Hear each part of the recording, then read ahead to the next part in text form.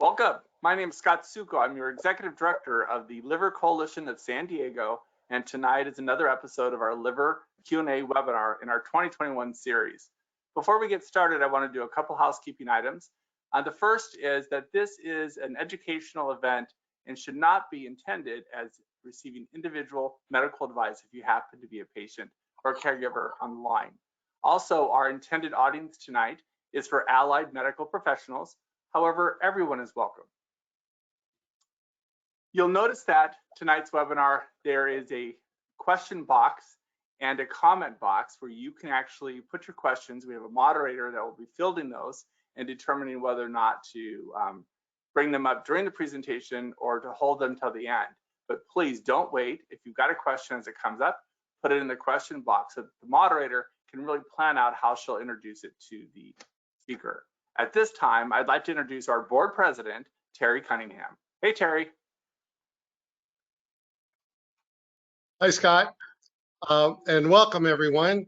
I'm Terry Cunningham. I'm the president of the board of directors of the Liver Coalition of San Diego, and welcome to another informative seminar dealing with liver disease. We have experts providing very useful information. I want to tell you a little bit about the Liver Coalition. It was founded a year ago when to fill the void left because the American Liver Foundation decided to close their regional offices. And we felt that it was very important to continue the good work that was being done. And so we have picked up the gauntlet and we are running with it. Our webinar series is excellent. And it is available, all of the webinars are available on our website, the Liver Coalition San Diego. We are going to have a walk later on in the year, so there's information about that on our website. And I also want to let you know that any funds that are raised for the Liver Coalition stay in San Diego. Unlike before when they went to a national organization. So you can be assured that any funding that we receive stays here. I would like to thank you so much for attending, and I'll now turn you over to Melissa Ferrari, who is the co-chair of our Associate Medical Advisory Council, for some more introductions. You know, Terry, I did it again. I mixed up my lines, so you're right on, but I forgot to introduce our sponsors. So let me do that, and then I'll toss it to Melissa. Okay, sounds good. Okay. All right. Thanks. So tonight would not be possible without the generous support of our sponsors, and you'll see them listed in the PowerPoint there. But I wanted to introduce Greg from Gilead to say a few words. Hey, Greg. Hi, Scott. Just want to say thanks to the Liver Coalition of San Diego for allowing Gilead to sponsor this event. And just say briefly thank you to Dr. Ajmera from UCSD for what I know will be a great presentation. So thank you very much for this opportunity. Great, thank you. And now we'll watch a video from our sponsors from ASI, who's put together a really nice video for us.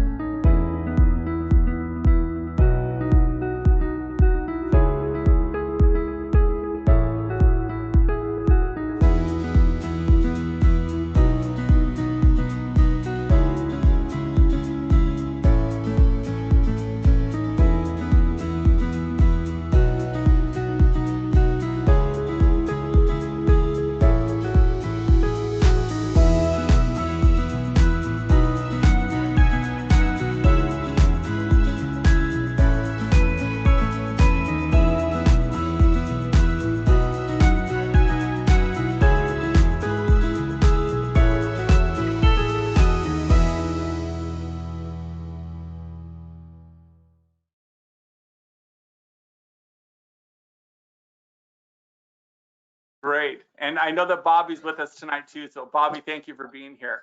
And I want to introduce a new sponsor to our series, and Susie is here with us from Exelixis. So Susie, welcome, and do you want to pop on and say a few words and introduce yourself? Hi, everybody. Thanks for having me. Looking forward to our first webinar that we're sponsoring. And we just thank the Liver Coalition and Scott for all of his hard work, as well as all of the members and the doctors, and just happy to be a part of it. Thank you. Great. Thanks, Susie. And now I'll pick up where Terry left off. And sorry again, Melissa Ferrari, I thank you for being here as tonight's moderator. Thank you, Scott. Good evening, everyone. Thank you so much for joining us. As they said, my name is Melissa Ferrari, and I'm a physician assistant at Scripps. We have a great program for you. Our speaker tonight is Dr. Ajmera. He's a hepatologist at UCSD and also serves as their medical director. He's going to be speaking with us about how to identify and manage NASH, or non-alcoholic steatohepatitis. If you have any questions throughout the program, please do use the side panel, the questions bar, to type that over to me. I'll then use my discretion to determine if I'm going to interject during the presentation to discuss, or if we'll field those questions more towards the end. With that being said, I'm very excited to get started. Dr. Ajmera, whenever you're ready. Thanks, Scott, Terry, and Melissa for the invitation, and to our sponsors for this talk. As Melissa mentioned, we'll try and have this be an interactive talk, so if there are questions that arise, I'm happy to address them as we move through this presentation. As Melissa mentioned, I'm an assistant professor of medicine and the medical director of liver transplantation at UC San Diego, and I also contribute to the NAFLD Research Center there, where we dedicate a lot of effort towards studying and advancing the treatment of patients with non-alcoholic fatty liver disease. So today's talk is focused on identifying and managing non-alcoholic steatohepatitis. The outline for today's talk is that we'll evaluate who has non-alcoholic fatty liver disease, and are there populations that we should be screening or considering for screening.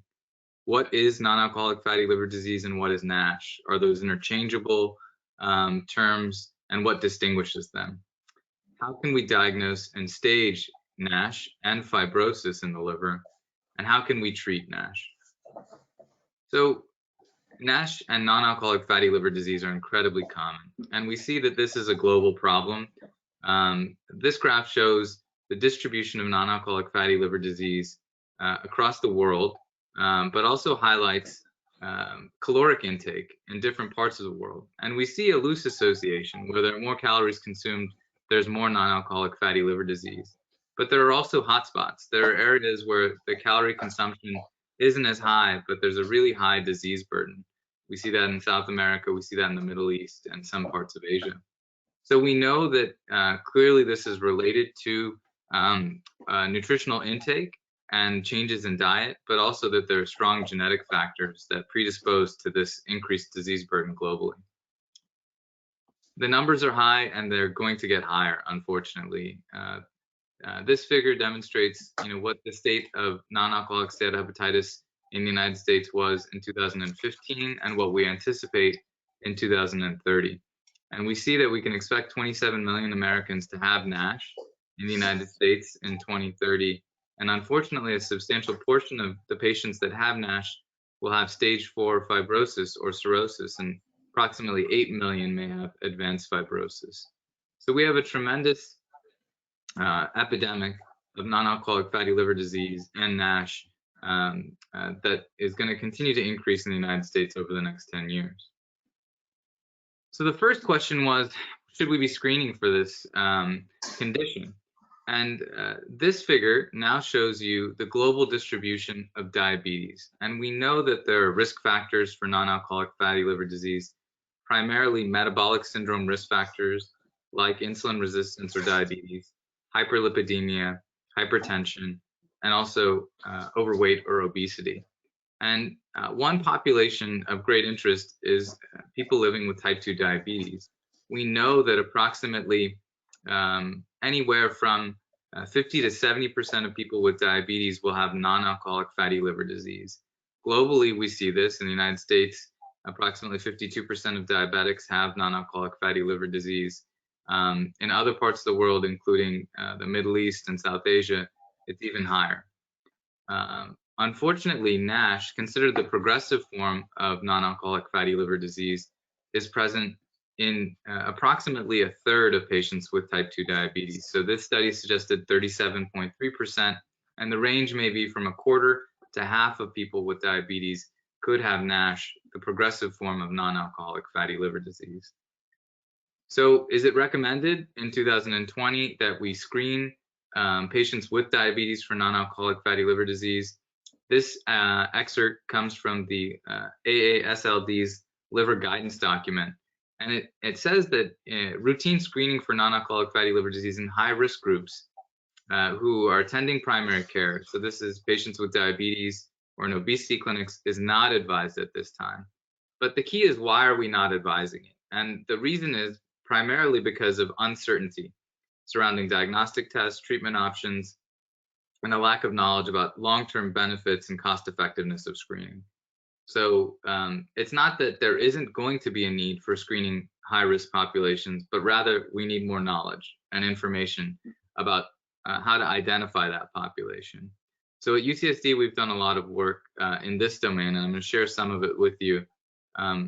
We have looked in a pilot study at patients with diabetes and evaluated what's the risk of having non-alcoholic fatty liver disease on an MRI PDFF with greater than 5% liver fat. And as expected, approximately 2/3 of patients with diabetes had non-alcoholic fatty liver disease. We also looked at the amount of fibrosis that these patients had non-invasively with magnetic resonance elastography. And importantly, 7%, these are 100 diabetic patients taken primarily from primary care, 7% of them had advanced fibrosis of the liver. And what we know is if we focus then on an older population, those over 50, that enriches the population for more advanced fibrosis. So we have an ongoing study where we're offering screening for to patients with type 2 diabetes to validate this finding. And our target is 500 patients. We've enrolled about 470. And, we're hoping that with this, strong data demonstrating that diabetics over 50 are at risk for non-alcoholic fatty liver disease, NASH, and advanced fibrosis, future practice guidelines may change, and we may start to incorporate screening some of these populations so we can detect disease earlier and try and modify the trajectory for these patients. So that's one subpopulation. Another population of interest are the family members of patients who have non-alcoholic fatty liver disease and have cirrhosis. So again, the AASLD's guidance document for non-alcoholic fatty liver disease suggests against systematic screening of family members for non-alcoholic fatty liver disease. But again, this is likely based on a lack of robust data. And so we've worked at UCSD and other centers to try and fill that gap and understand what is the risk among family members. So we focused on the most extreme phenotype, which is family members of people who have non-alcoholic fatty liver disease and cirrhosis of the liver. And we invited these patients to undergo non-invasive testing, and we compared them to groups of people who don't have family members with non-alcoholic fatty liver disease. And there's a tremendous difference in the risk of having advanced fibrosis secondary to non-alcoholic fatty liver disease, 18% in this study where we invited first-degree family members of people with cirrhosis. So again, in the future, we could foresee guidance where we are screening populations where first-degree family member has cirrhosis from NAFLD, and it may warrant screening patients with screening the first-degree family members for non-alcoholic fatty liver disease. Similarly, diabetics over 50. These are future populations. But in 2021, based on current guidance documents, there isn't a recommendation to screen these at-risk populations. So in summary, when we look at who has NASH, we know that there's a very high prevalence among diabetics, those with a family history of NAFLD cirrhosis, and those with morbid obesity. Again, similarly, we see really high rates of non-alcoholic fatty liver disease and NASH. Current guidelines do not recommend screening based on limited treatment options, cost-benefit analysis, and the guidance documents were written before many of the papers and studies that we and others have performed were published and available. So I anticipate this may change in the future. Forthcoming data should address these gaps in knowledge, and screening may be recommended in targeted populations. So I think keep your eyes open, because I think this could be changing in the next few years, and it will really help us capture these patients earlier in their patient journey and disease trajectory, and hopefully alter the course and prevent morbidity and mortality related to liver disease. So NAFLD is incredibly common. NASH is very common. It's going to be increasingly common with advanced fibrosis, and we've talked a little bit about the populations at greatest risk. I want to focus now for a moment on the definitions so that we're clear about what is non-alcoholic fatty liver disease and what is NASH. Now, sometimes these terms are used interchangeably, which is incorrect. And it's important to note that a diagnosis of NASH cannot be made without a liver biopsy. It's a histologic diagnosis. So non-alcoholic fatty liver disease is an umbrella term that includes anyone who has pathologic fat in the liver in the absence of secondary causes of liver fat accumulation. So that means they're not drinking alcohol in excess. They're not taking medications associated with fatty liver disease like methotrexate. And they don't have other causes of liver disease that can sometimes contribute to developing fat in the liver, certain genotypes of hepatitis C, for example. Then they have non-alcoholic fatty liver disease, and you've made that diagnosis. And we'll focus in the remainder of the talk about what steps to take next to further understand how active the disease is for the patient. But the next branch point is really understanding, do they have NASH, which is characterized by inflammation and hepatocyte ballooning, effectively liver cells dying from the toxicity of fatty liver? Or do they just have fat without a significant amount of inflammation or liver cells dying? That's termed NAFL or NAFL without the D, and that is generally considered non-progressive. I always advise patients that you could transition from this non-progressive state to a progressive state if something were to change. For example, if a patient were to gain a substantial amount of weight, they may move or transition. Similarly, one could transition from NASH, the progressive form, to a non-progressive form. So it is a dynamic disease and offers the opportunity to improve and reverse, actually with lifestyle modification, which makes it unique and empowering to patients. So what is the natural history once you have NASH? So again, we've talked about what the burden of NASH may be in the United States population, anywhere from 3 to 12%, depending on the studies that you look at. A subset of the patients who have NASH, so again, inflammation, liver cells dying, plus fat, will develop some degree of fibrosis. And typically, fibrosis progresses in this population very slowly. Only a subset of the people who progress will move quickly. Most of them may move one stage of fibrosis on average over a 7-year period. So you could imagine going from no scar tissue in the liver to cirrhosis could take on the order of 25 years. Unfortunately, it's a silent disease, so by the time that a patient seeks care, they may have had non-alcoholic fatty liver disease for 1 or 2 decades. And that's why we tend to see patients with substantial fibrosis by the time they seek care. A subset of the patients with fibrosis will develop cirrhosis, and then of that population with cirrhosis, 2% or so per year may develop hepatocellular carcinoma. Others may decompensate and require liver transplantation or ultimately die from their liver disease. It's important to note, though, that the #1 cause of death in patients with NASH is still cardiovascular disease. So we advise patients, if you have an indication for a statin, make sure to continue that. If you need medication to modify your risk of cardiovascular disease, that's very important. The #2 cause of death is cancer. So this is similar to the general population. But then liver disease moves from sort of being in the mid-teens in terms of causes of death in the global population or in the United States population to 3rd place.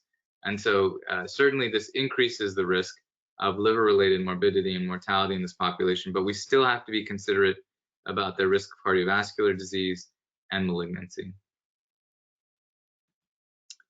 So we'll frame the remainder of the talk through an example of a patient and that patient's journey with non-alcoholic fatty liver disease.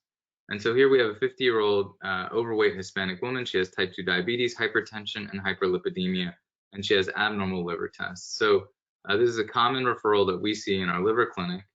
And we'll discuss how to evaluate her abnormal liver tests and a discussion of some other diseases that can mimic non-alcoholic fatty liver disease.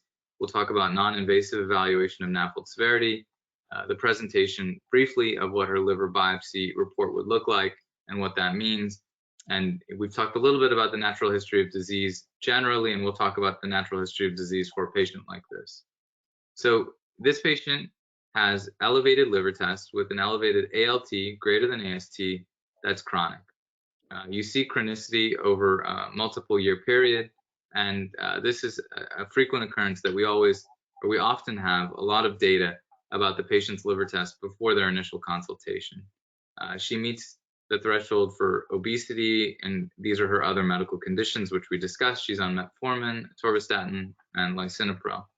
She's already been evaluated and has negative testing for viral hepatitis B and C, and she has imaging that demonstrates a larger liver that looks consistent with hepatic steatosis or fatty liver. This is a very common presentation. So what is the differential diagnosis for a patient that presents with chronic elevation and liver tests? Non-alcoholic fatty liver disease is really a dominant diagnosis. When we look at a population like this, 41% of the people presenting will have non-alcoholic fatty liver disease. A large percentage will have alcohol-associated liver disease, then hepatitis C, hepatitis B, and other less common diseases. It's really important, though, to consider all of these diagnoses when you see a chronic elevation in liver tests, because many can mimic non-alcoholic fatty liver disease, but may have a very different treatment plan. So what do we typically do?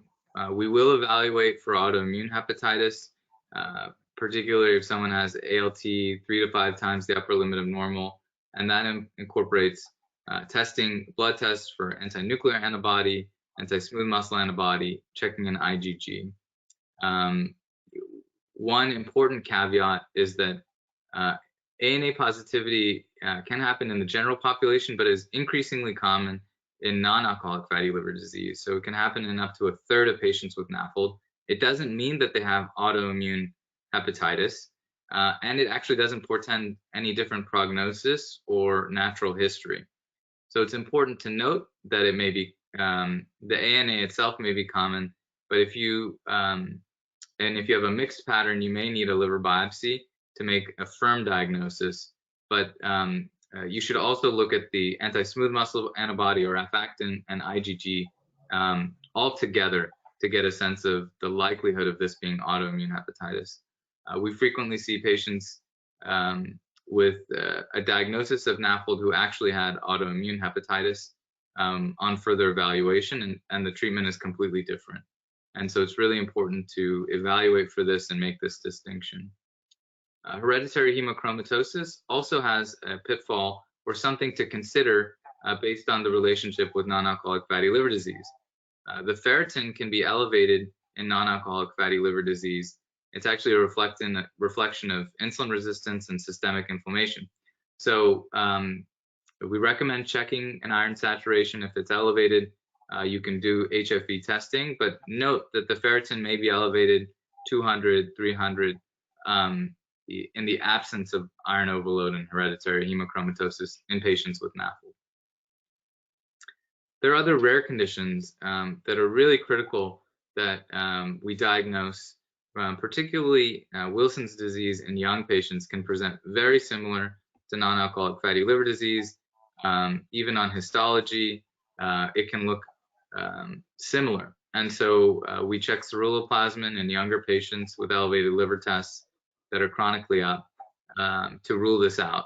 And if the ceruloplasmin is low, then you may need further testing with a 24-hour urine copper, slit lamp exam, or a liver biopsy. If someone has very advanced liver disease, sometimes the ceruloplasmin is low just based on that. But particularly this is important for younger patients under 40. Alpha-1 antitrypsin deficiency is another consideration.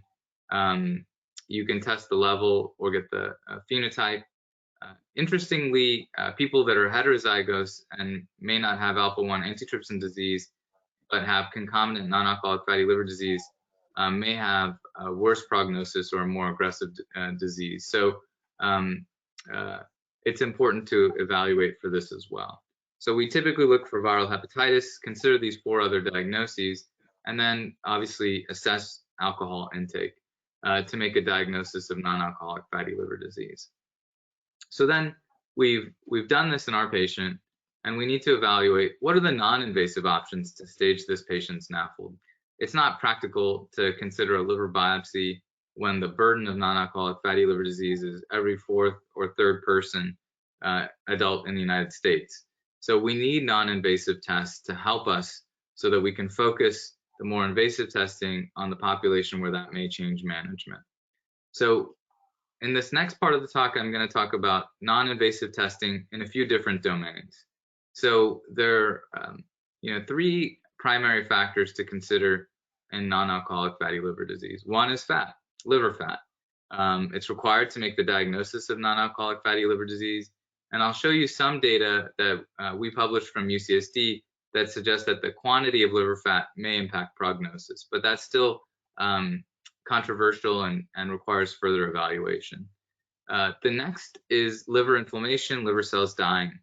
Unfortunately, in 2021, we're really relying on a liver biopsy. We don't have good non-invasive tests that can tell us that. The ALT and AST can actually be just elevated in the setting of a large amount of liver fat, and so they're not specific for that diagnosis. And I'll talk about some other markers, but certainly the amount of hepatocyte ballooning or liver inflammation has some prognostic value, and so it's something that we strive to assess.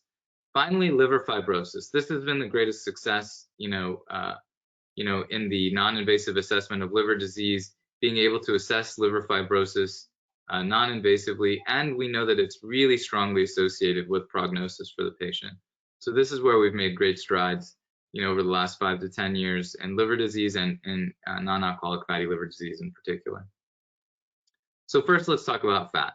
So does the amount of liver fat matter? We did study this, and previous studies had suggested that the amount of liver fat didn't really predict prognosis in the long term. What we know is that early on in the disease course, we hypothesized that the amount of liver fat did actually predict the development of fibrosis, but later on in the disease, liver fat tends to disappear as you develop cirrhosis. So when we really focused on looking at patients who didn't have fibrosis but had a lot of fat, we saw that they were at a much higher likelihood, almost 7 times the odds of developing liver fibrosis if they had high liver fat on MRI. So in the future, there may be some role for quantifying liver fat in terms of assessing prognosis, but this was a very small study, certainly requires validation before we move forward with incorporating it into clinical practice. There are blood tests or serum tests and scores that people put together to assess for liver fat. Ultimately, they have reasonably good diagnostic accuracy, but they really don't add anything significantly beyond standard clinical labs and imaging. They're most often used in research studies. So we don't really see a role for these tests to quantify liver fat or assess liver fat in clinical practice. Conventional ultrasound, although this is the primary way in which we're identifying fatty liver incidentally and receiving referrals, it actually is not very sensitive for lesser amounts of liver fat. So if we're quantifying liver fat, below 10 to 12%, conventional ultrasonography can miss that. And so you may still have a patient with non-alcoholic fatty liver disease, but feel falsely reassured if the ultrasound doesn't clearly denote it. There are quantitative ultrasound techniques, so not your standard, ordering a right upper quadrant ultrasound, but some emerging techniques that are promising, but generally not readily available in clinical practice for quantifying liver fat. It is important, though, if you can say that a patient has imaging evidence of a fatty liver on ultrasound that can move you towards making a diagnosis, but not something I necessarily order to quantify the amount of liver fat. One ultrasound-based quantitative method that's available is controlled attenuation parameter, and it pairs with FibroScan, and it's in a software add-on. So you can use the same hardware, but you can get data on the amount of liver fat. early on, and there has been controversy about what's the right threshold to use to make a diagnosis of non-alcoholic fatty liver disease. And early studies, primarily from Europe, suggested a very low threshold. And when we've looked at this in the United States and at UCSD, we see that the right threshold is probably around 290 dB per decibels per meter. And so when you do incorporate this, make sure to use this higher threshold. Otherwise, many patients who actually don't have fatty liver, you may be classifying as non-alcoholic fatty liver disease. This is used commonly in research studies. It may have a role combined with FibroScan as a point of care test to assess for the presence of liver fat, and then use the FibroScan liver stiffness component to assess for fibrosis. So the other modality that we use primarily for research is MRI. And an MRI takes advantage of differences in chemical shifts between water and fat. And there's a technique called MRI-PDFF that addresses a number of confounding factors so that you could standardize the measurement of liver fat using an MRI. This has been adopted in a lot of clinical trials of non-alcoholic fatty liver disease. It turns out this is more sensitive than looking at 2 biopsies to assess a change in liver fat. And in the next picture, you can see here there's a nice map of the liver, and you can see that there's some heterogeneity to the amount of fat in the liver. So different parts of the liver may have a little bit more or a little bit less fat. And here you can track that over time, whereas a liver biopsy takes just a small random segment of the liver. So these advances, many of them, have been pioneered at Wisconsin, Mayo Clinic, and UCSD, and certainly it's increasingly incorporated into research studies of non-alcoholic fatty liver disease, so that we can track changes in liver fat over time. With regards to pivoting now from liver fat to liver inflammation and cell death, there are some markers that have been studied, ultimately not clinically or commercially available, and the validation process for these markers, unfortunately hasn't yielded a good test to non-invasively say you have NASH. As I mentioned before, ALT and AST can go up just in the presence of liver fat. So using those alone is not adequate if you see a fatty liver and the ALT is 60 to say the patient has NASH. They could still just have NAFL without NASH, so a fatty liver without a substantial amount of inflammation and liver cells dying. So those enzymes can be upregulated from the presence of fat alone. So this is really an area of great need moving forward. How can we actually make the diagnosis of NASH without requiring a liver biopsy? Still not there yet in 2021. Where we have made great progress is in assessing fibrosis non-invasively. This figure demonstrates that fibrosis is really the most important factor associated with liver-related mortality, and it goes up initially in sort of a linear fashion and then exponentially as we move into patients with more advanced fibrosis. So starting at stage 2, we see an increase in liver-related mortality that goes up in stage 3, and by the time you reach cirrhosis, that's gone up substantially in an exponential fashion. So we need to identify these patients with stage 2 to stage 4 liver fibrosis.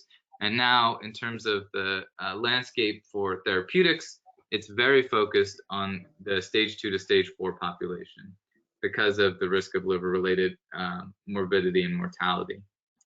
So, initially we focused on the presence or absence of NASH, which is a histologic diagnosis as the progressive versus non-progressive form. That paradigm still matters, but there's been a shift to really focusing on how much fibrosis do you have to understand what's your risk moving forward. So how can we do this? And here we're getting into the bread and butter of things that can be used on the day-to-day to help stratify the risk in patients.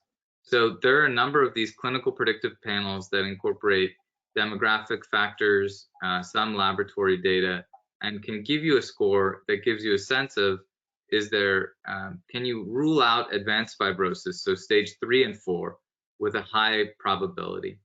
The rule-in capability, being very high, is okay. It's not excellent, but it does allow you to have a sensitive test to find the patients who may have advanced fibrosis, although if you have a high value, it doesn't mean it's so specific that that means that you do have advanced fibrosis. The unfortunate thing with all of these tests is that we tend to have a large indeterminate threshold, particularly for the NAFLD fibrosis score and FIB-4.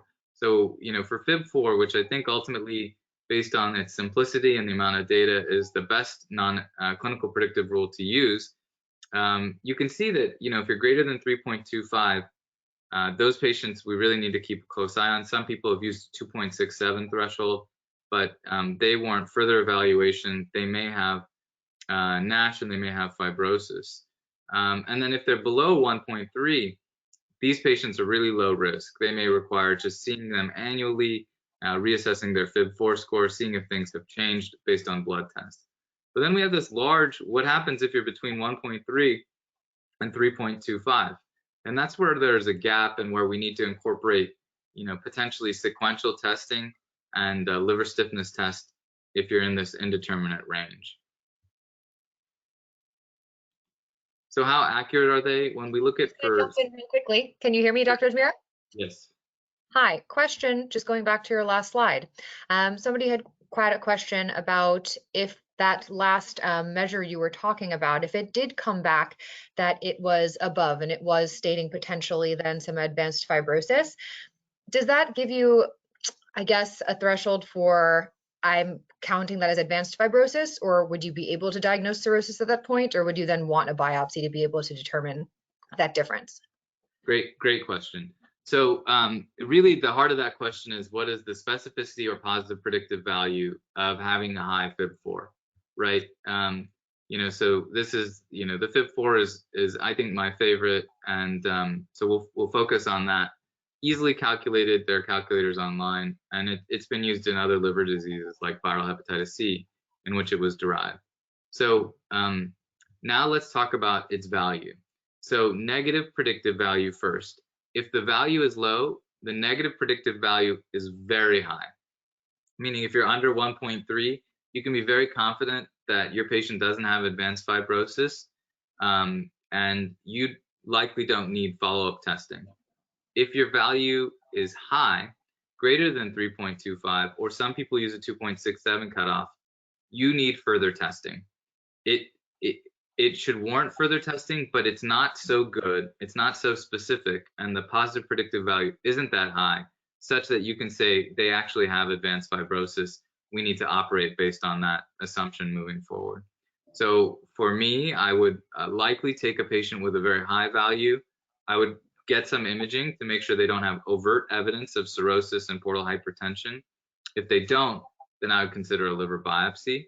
There's recent data we've just published on where we pair this with another really accurate measure like MR elastography, and the combination of the two can give you a really high positive predictive value. But FIB-4 alone, the high threshold, it's not enough. You're going to have to pair it with something else. And I have a later slide where I talk about some potential approaches.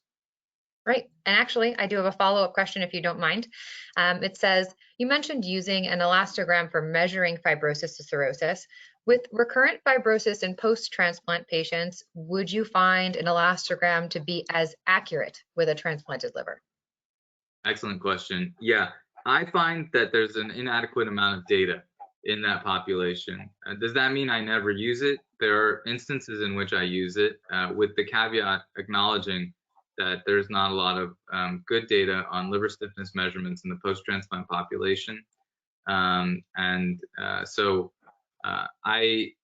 even if you think about recurrent NAFLD, we don't know how accurate it'll be in a patient who's received a liver transplant.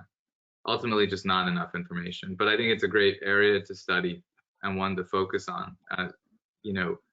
Only now are we starting to understand the pitfalls associated with other liver stiffness measurements in the general population, but certainly we need that for our transplant population. Thank you. Okay, so these are very accurate, for advanced fibrosis.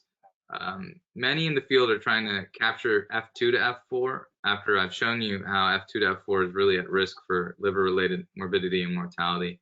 And there's some newer tests that are primarily combinations that may be promising in the future, but right now not one individual test that demonstrates high diagnostic accuracy at a low cost. Although MR elastography has some additional cost associated with it, but may be more accurate for even diagnosing stage 2 fibrosis. So FibroScan is the most commonly used modality to evaluate liver stiffness. It's a point-of-care test, technically called vibration-controlled transient elastography. So it mechanically induces low-frequency shear waves. You can think of it as sort of throwing a stone into a pond and seeing the ripples. That's effectively what we're looking at with an ultrasound wave going into the liver, and then calculating the liver stiffness based on the properties of that wave going and coming back. And as I mentioned, we can also get this controlled attenuation parameter at the same time to quantify liver fat. So it's a really useful tool. There are some pitfalls, and early data, unfortunately, a lot of patients with non-alcoholic fatty liver disease had unsuccessful or unreliable measurements because of obesity and a longer, skin to liver capsule distance. The company created an XL probe that has that works better in this population, and essentially the device alerts you as to whether you should be using that probe. There are quality criteria. I review all the FibroScans myself and a colleague at UCSD, and we really look at, is this IQR to median greater than 30%? What does it mean? In other words, are the values really variable compared to the median value? If they are, that's considered, if they're greater than 30%, then it could be an unreliable scan, particularly if the total liver stiffness is greater than 7.1. If the total liver stiffness is low, you may have more variability just given the lower overall number. Additionally, some people consider how many total measurements were done, and of those, how many were valid, and that can be taken into consideration. And ultimately, we look at the images, and we see if the images are high quality. So FibroScan is good, but not great. MR elastography gets a larger view of the liver. Here we see these nice elastograms, and the more red areas are consistent with greater liver stiffness and fibrosis. So again, MRI performs better. Clinically, it's not been incorporated into practice. It's definitely used more in research, clinical trials, and observational studies. But there may be a role for it in the future. There's a CPT code that can bill for it. You no longer have to order a full abdominal MRI, which can be very expensive. And I know at least at UCSD, we have a sort of order where you can evaluate liver fat and liver stiffness at a more reasonable price. There's some cost effectiveness data. It clearly shows it's more cost effective than a liver biopsy and only slightly more expensive than FibroScan.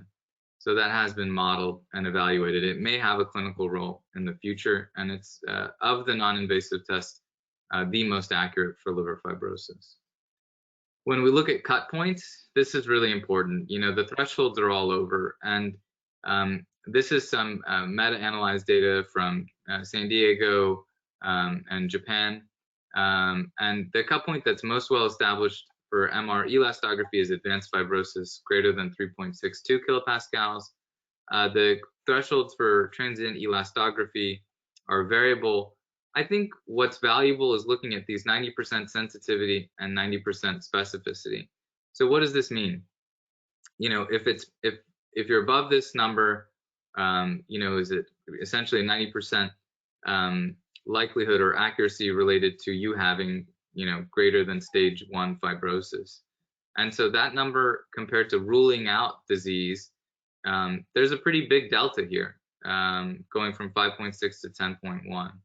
So when you look at studies, we see this for FibroScan. It's a little more narrow in terms of what you get with MR elastography with those cut points.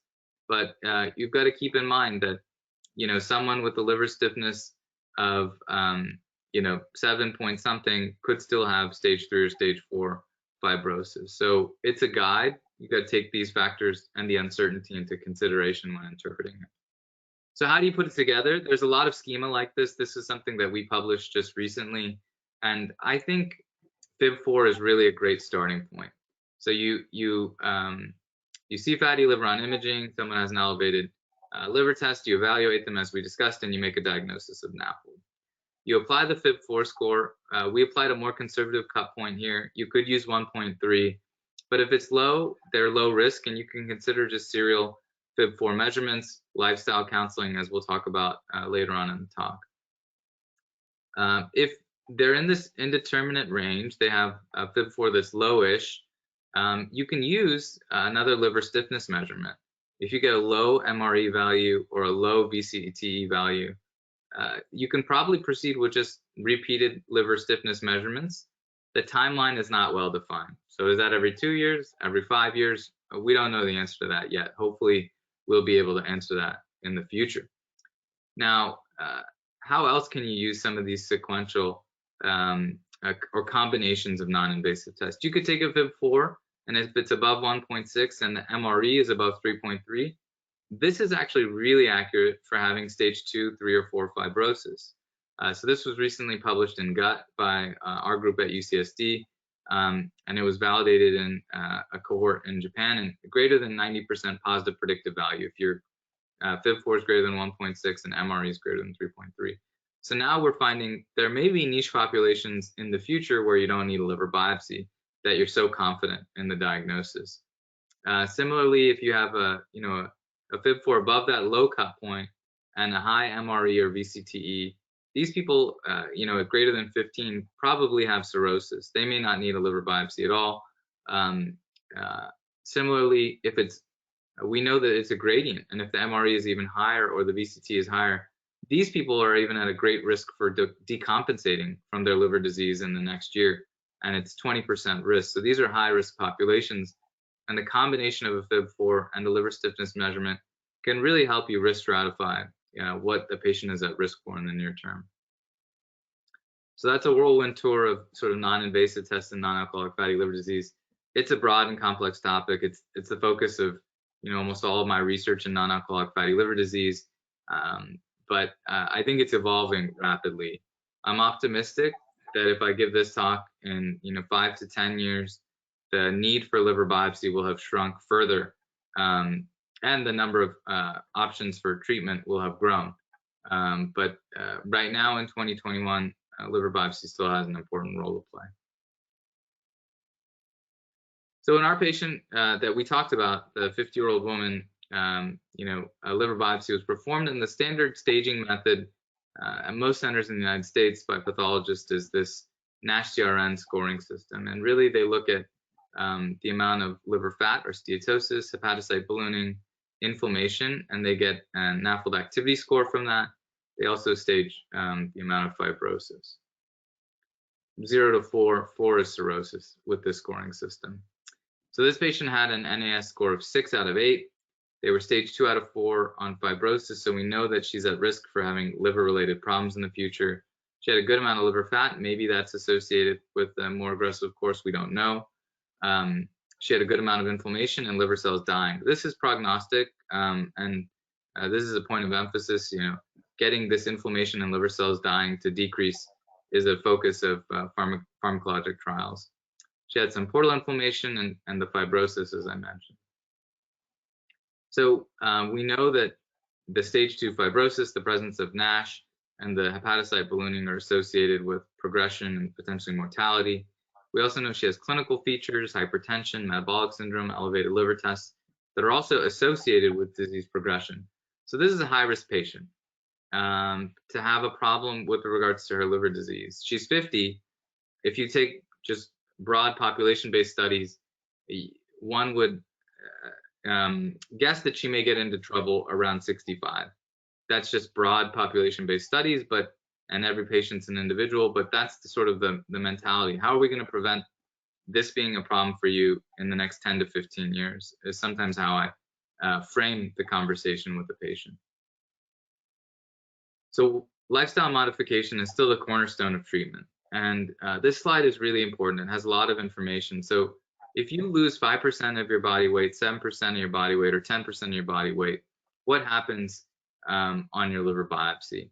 So, unfortunately, not very many patients make it to that large amount of body weight loss in a 52-week intensive lifestyle intervention trial of patients with non-alcoholic fatty liver disease.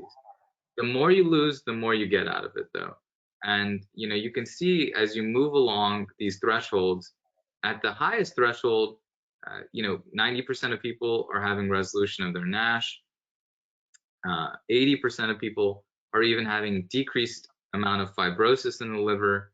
The steatosis goes away really early on.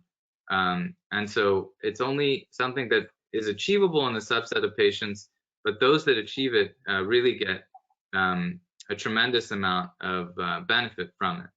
But so I lay this out for patients so we can set a goal and they can see sort of what the benefit is to losing this amount of weight. Again, the data is a population-based study or an intervention study, but it helps frame what can be accomplished with different thresholds of weight loss. What about dietary recommendations? This is really important. Patients have a lot of questions, and I've summarized some of it here. So saturated fat seems to be inflammatory and associated, not only with malignancy, cardiovascular disease, but also non-alcoholic fatty liver disease. Omega-3 polyunsaturated fats seem to be beneficial. Certainly there's data about the harm of sugar-sweetened beverages, and there are studies demonstrating that fructose intake can upregulate de novo lipogenesis in the liver. Protein improves satiety, helps you maintain your weight, but diets that are really high in just animal protein are associated actually with an increased risk of non-alcoholic fatty liver disease. So in particular, high red meat intake can be a risk factor. So we try and encourage people to take in lean protein, unsaturated fats, and really the avoidance of sugar-sweetened beverages and sugar-sweetened foods is critical. Mediterranean diet's been studied, and it is beneficial, and it benefits other diseases as well. But it's important to take into consideration the cultural background of the patient and how practical that is. Is an older person who immigrated, from India likely to change their diet to a Mediterranean diet? No. So you have to work within the confines of their typical cultural practices and diets and focus on where you can there. Low carbohydrate and low fat diets have both been studied, and really they seem comparable in terms of the beneficial effect in non-alcoholic fatty liver disease. Fiber intake is protective, so I always say to patients, never drink apple juice, but you can eat the whole apple because you get the fiber with it. So we avoid juices, but focus on fruits and vegetables that are healthy and can have associated fiber. As I mentioned, minimize the sugar, and I try and personalize the recommendations for the patient, and I just try and emphasize mindfulness about what you are consuming, and that goes a long way in improving the diets of the patients that I work with. What about alcohol? Can I have a drink or two? This is controversial. I published on it, and as have others. It seems as though the best data suggests that moderate alcohol intake in patients with non-alcoholic fatty liver disease may worsen liver fat or prevent your ability to improve with lifestyle measures. If you have advanced fibrosis, alcohol use is associated with an increased risk of liver cancer. You should completely avoid it at that point.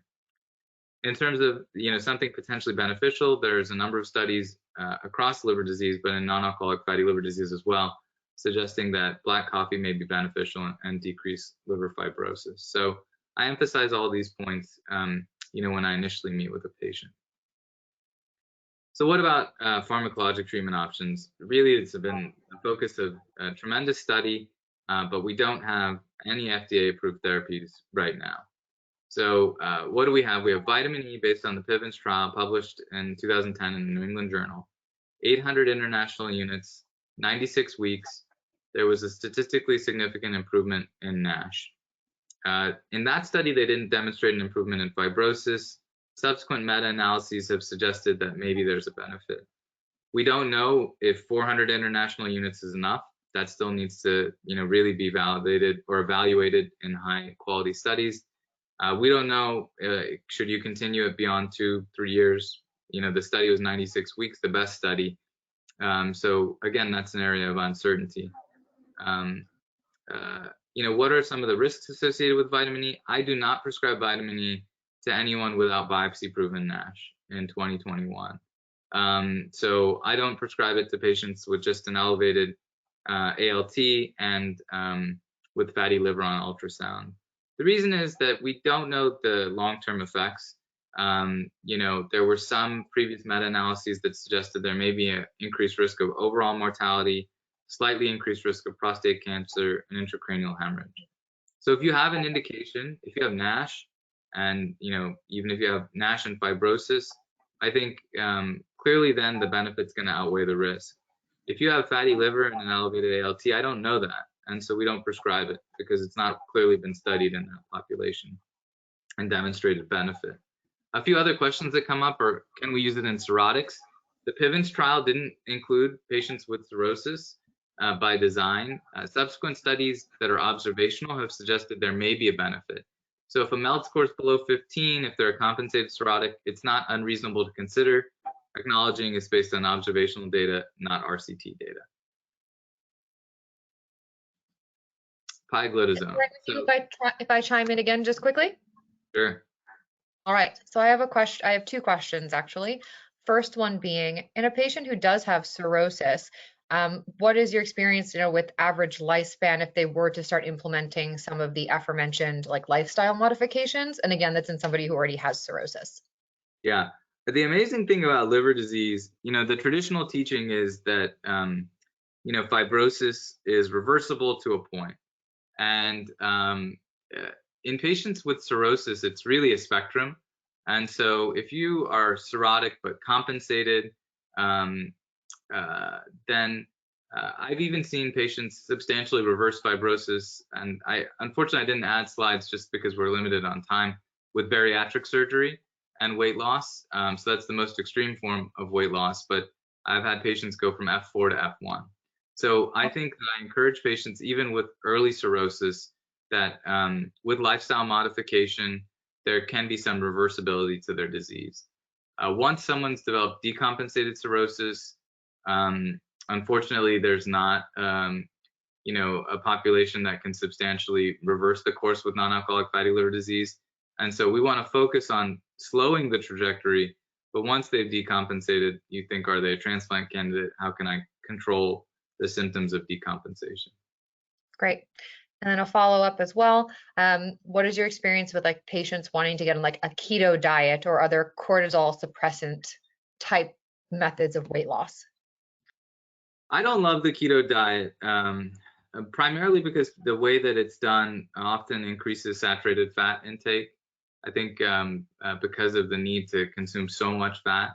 The keto diet, it seems, certainly is beneficial for insulin resistance. And so I don't tell patients that they can't do it. I just ask that they be mindful of the amount of saturated fat intake they have when they're embarking on a diet like that. The other thing that discourages me about it is the lack of sustainability. And so that's why I don't necessarily advise it, because it's not a real sustainable thing. And what we need is something that is a diet that patients can commit to for a lifetime. So I try and focus more on how can we change, the regular diet that you have to optimize it, and sort of the cultural things that you like to eat, and where can we shift things, where can we decrease things. So that's my general take on the ketogenic diet and some of these higher fat diets. Thank you. Okay, great. So, we're running out of time. Pioglitazone as PPAR gamma ligand, a TZD used to treat type 2 diabetes. Ultimately, I think there is now some data to support its use, but patients gain weight, and they gain a fair amount of weight, and 5-ish pounds, I think, on average, if you look at RCTs. I don't know many hepatologists that use it, but I do know some endocrinologists may use it for the diabetes, and then maybe some off-target effects that are beneficial for the liver. What about the future in terms of pharmacologic options? Obeticholic acid has been studied. Interim analysis of phase 3 data in patients with stage 1 to stage 3 fibrosis. They did demonstrate a benefit, improvement in fibrosis, but it's modest, going from 12% to 23% for improvement in fibrosis. So this is a modest benefit. And they didn't get FDA approval based on the current data, but they will have more data moving forward. And that pathway is still actively being studied. Semaglutide has garnered some press lately in the New England Journal. And interestingly here, there was no fibrosis benefit. There was a high amount of improvement in fibrosis, and even in the placebo group, but a lot of Nash resolution. So maybe downstream with a longer term study, you could see a benefit in fibrosis. These are just some examples. This, the pharmacologic landscape in Nash is, well beyond an hour talk on its own, but I wanted to demonstrate there is some hope, for the future in terms of treatment modalities. So let's just go back to our patient and wrap up so that we're considering everyone's time. So, this patient was lost to follow-up, presents 15 years later, and now unfortunately has cirrhosis. They developed decompensation and ultimately listed for liver transplantation. They have coronary artery disease, you can see, and so some of the comorbidities. We know that Nash is an increasingly common indication for liver transplantation, maybe on pace to be the first leading indication or second, that and alcohol-associated liver disease. We know that, in this hypothetical case, based on, real patient experiences, her MELD score went up and she underwent a liver transplantation. And we know that patients with Nash can do well after a liver transplant, but they have a hard time controlling their metabolic comorbidities. Survival seems to be similar to alcohol and hepatitis C. HCC patients with Nash may have a lower survival, and recurrent is common, but so far we haven't seen a lot of losing the transplanted liver because of non-alcoholic fatty liver disease. So, in summary, NAFLD is common. The prevalence of Nash with fibrosis is going to continue to increase over the next decade. We know what populations are at risk, those with a strong family history, older patients with diabetes. I think we'll be screening some populations in the future, likely in the next 5 years. Not quite recommended yet. Non-invasive tests are increasingly used to help us stratify this large patient population, and lifestyle modification is really still the backbone of treatment for all of these patients. Patients with Nash with stage 2 to 4 fibrosis really should consider pharmacologic management, that may be vitamin E for select patients, or consideration of clinical trials for now, in addition to lifestyle modification. And the future is still promising, but we have a ways to go, and it may be combination therapy, needing one drug that helps you with fibrosis, another that helps you with some of the fat and inflammation. And that's my last slide. I know I'm willing to stay on for a couple more minutes if people have more questions. Well, thank you very much for that presentation. I actually don't have any more questions at the moment. Let's, I guess, just give people a last couple of seconds to chime in if any of those last slides cued any questions. Great, and I thought it was really nice to go through the questions as we went through the talk so we could address them. I thought so too. It worked very well with the flow of things, and I have to now go back right to the beginning of the presentation potentially. All right. Well, since we are over time, I just want to thank Dr. Ajmera for this great talk. It really covered so much and it was very, very helpful. We also thank you so much for joining us. And since I don't see any more questions, I think we'll conclude our presentation. I hope everyone had a great time, and we hope to see you again in our future presentations. Have a good evening.